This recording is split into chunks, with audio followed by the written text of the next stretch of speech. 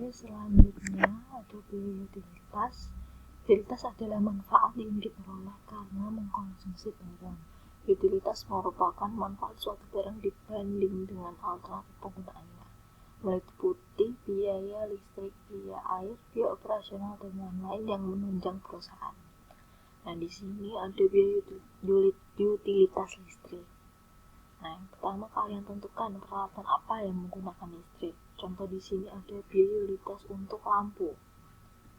Nah, untuk lampu itu juga kalian tentukan area mana yang menggunakan lampu. Contoh area departemen HRD, luasan departemennya berapa, jumlah lampu yang digunakan, watt dari lampu, terus harga per kWh, jam kerja, biaya per bulan, biaya per tahun. Nah, di sini selain ada biaya utilitas lampu yang menggunakan listrik, contohnya AC, terus juga dispenser, exhaust fan, terus juga ada komputer, ada printer, terus ada juga semisal di perusahaan ada pendingin, kulkas pendingin kayak gitu. Nah, itu kalian tentukan sendiri. Kemudian kalian rekapitulasi biaya utilitas listriknya.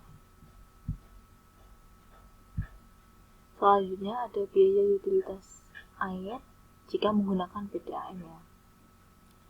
Nah, kalian perkirakan pemakaian per harinya itu berapa. Terus kalian cari referensi untuk tarif PDAM per meter kubiknya. Terus hitung biaya per bulan dan biaya per tahun. Selanjutnya ada biaya komunikasi. Nah, biaya yang dikeluarkan untuk kebutuhan komunikasi yang menunjang kegiatan produksi manajerial maupun lainnya. Terus kalian tentukan alat yang digunakan dalam hal komunikasi. Nah, di sini contohnya ada internet, telepon. Nah, terus kemudian rincian biayanya ini maksudnya digunakan untuk apa aja. Misal kalian memasang internet di perusahaan itu untuk apa? Memasang telepon untuk apa? Nah, keterangan di sini adalah lama operasi penggunaannya. Kira-kira sehari digunakan berapa kali atau berapa lama gitu. Terus biaya per bulannya berapa, biaya per tahun, dan total biaya. Kemudian ada biaya depresiasi. Depresiasi adalah pengalokasian harga perolehan aktiva tetap menjadi beban ke dalam periode akuntansi yang menikmati manfaat dari aktiva tetap tersebut menurut Hansen 2004. Depresiasi juga dapat didefinisikan sebagai jumlah suatu aktiva yang dapat disusutkan sepanjang masa manfaat yang diestimasi, yang akan dibebankan ke pendapatan baik secara langsung maupun tidak langsung. Setiap aset akan mengalami penurunan nilai dalam jangka waktu tertentu. Properti yang dapat didepresiasi harus memenuhi kriteria ketentuan berikut. Yang pertama, digunakan dalam suatu usaha atau dipertahankan untuk menghasilkan pendapatan. Yang kedua, mempunyai umur manfaat tertentu dan umurnya harus lebih lama dari setahun. Yang ketiga, sesuatu yang digunakan sampai habis, mengalami peluruhan atau kehancuran, usang atau mengalami pengurangan nilai dari nilai asalnya. Bukan inventaris, persediaan, atau stok penjualan ataupun properti investasi. Metode yang digunakan untuk menghitung besarnya depresiasi itu ada 4. Contohnya, metode straight line, metode sum of the year digit, metode declining balancing, dan sinking fund.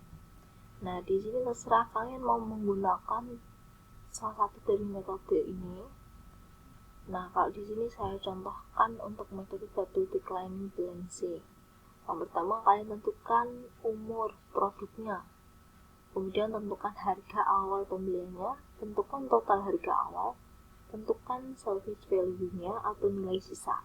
Di sini rumus double declining balancing-nya itu adalah 2/n dikali harga awal dikurangi kumulatif sebelumnya.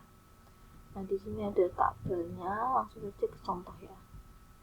Nah, ini contohnya soalnya agak dirubah ya dari PPT yang sudah contohnya sebuah mobil dengan useful life 5 tahun mempunyai harga awal 255 juta dengan nilai sisa sebesar 85 juta tanpa depresiasinya. Nah, harga awalnya 255 juta, total harga awal kan juga 255 juta. Kemudian debit value-nya atau nilai sisa itu 85 juta. Nah, di sini untuk tahun ke-0, tahun awal pembelian, picture-nya tidak ada, DDBD-nya juga tidak ada, adanya adalah book value-nya sekitar 255.000. Kemudian untuk tahun pertama picture-nya juga tidak ada, DDBD depreciate-nya adalah nilai sisanya 85 juta.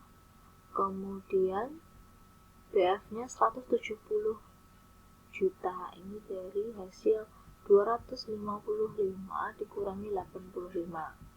Kemudian untuk tahun kedua ini diisi dengan DDBD depresiasi sebelumnya. Nah, di sini.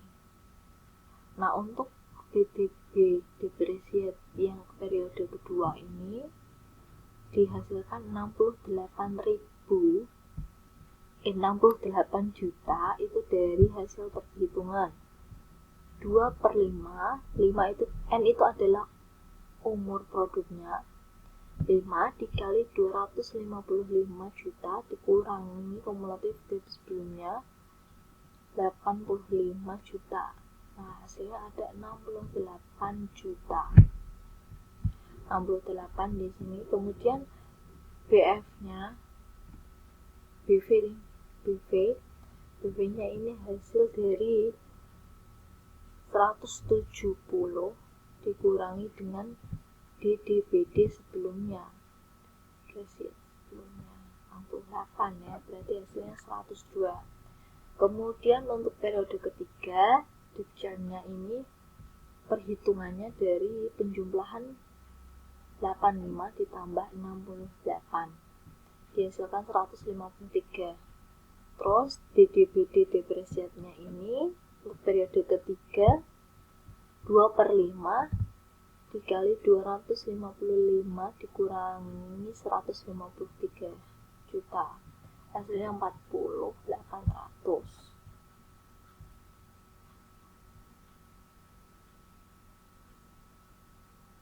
Terus BF-nya hasil pengurangan dari 102 dikurangi 40.800.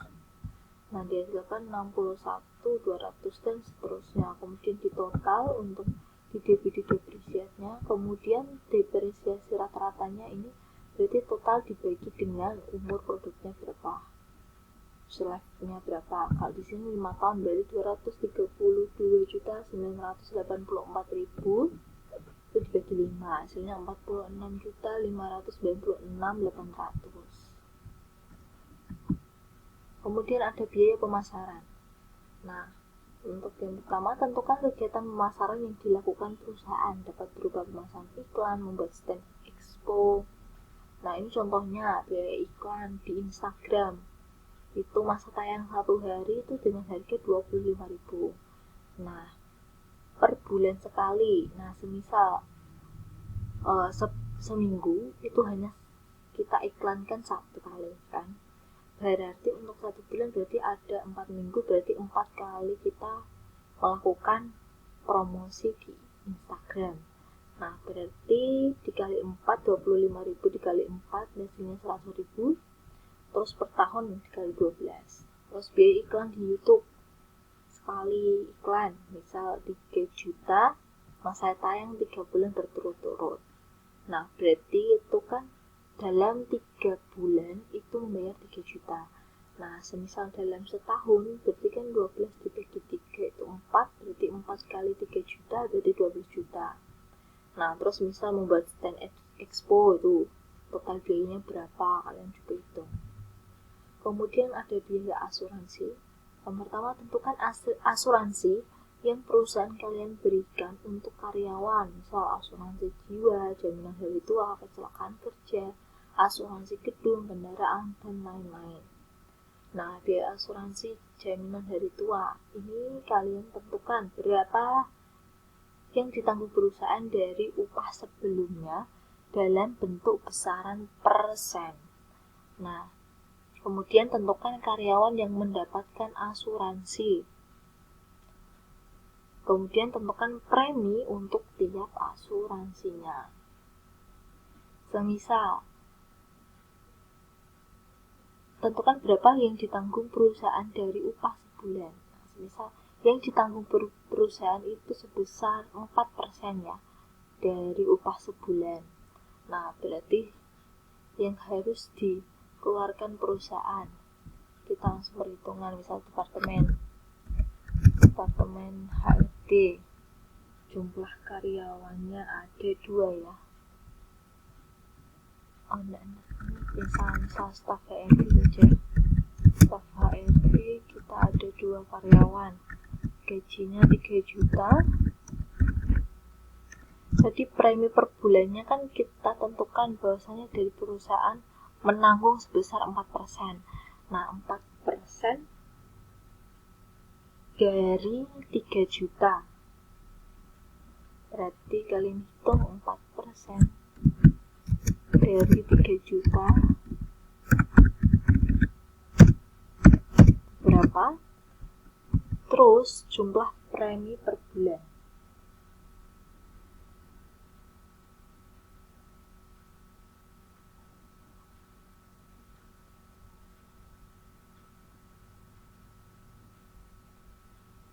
Nah, hasil dari ini kemudian kalian kalikan dengan jumlah karyawannya ini untuk jumlah premi per bulan.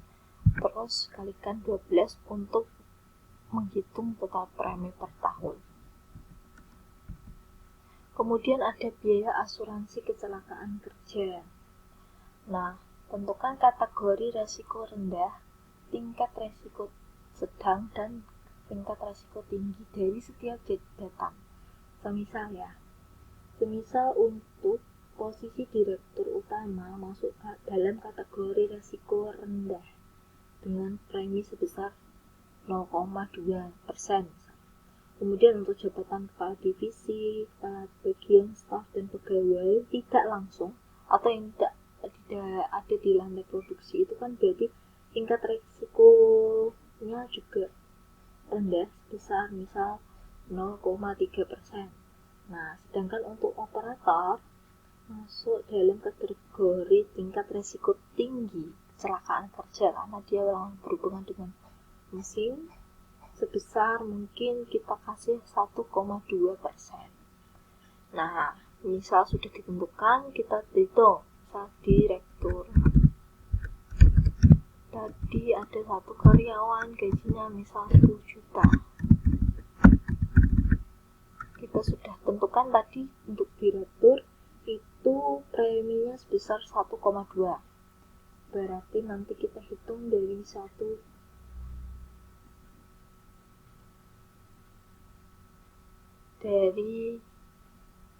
tadi premi untuk direktur itu kayak 0,2. Nah, 0,2 dari 10 juta.